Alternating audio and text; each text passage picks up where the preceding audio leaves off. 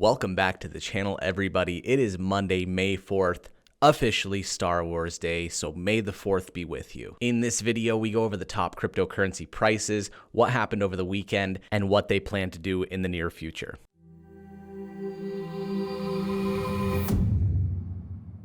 So you guys know what time it is. Let's get right into the price of Bitcoin, which is at $8,636.12, down 5.3% from yesterday. So since Wednesday the 29th, before it took its huge leap up to $9,400, since then it did drop back down to about $8,500. And you can see here over the weekend, it stayed pretty consistent, but on Sunday it did peak up to about $9,164.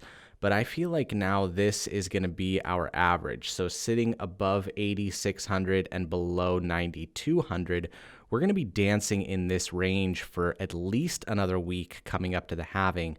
And then the more publicity that the halving has, the more news broadcasters and news channels talk about the halving, the more articles that are written about the halving, that's going to bring in new people to buy Bitcoin, which I think is going to inflate the price a little bit. I think it might actually touch 10,000 before the halving actually happens. But like I always say, get into Bitcoin as early as you can and as low as you can and hold it for a long time. Ethereum took a big hit, down 9.2% at $197.01. Dash down 8.2% at $76.24. And Litecoin down 6.8% at $45.72. Join us later today when we go over the top news articles in the last 24 hours to find out what's happening in the crypto space. Don't forget to like the Facebook page, subscribe to the YouTube channel, and we will see you later today.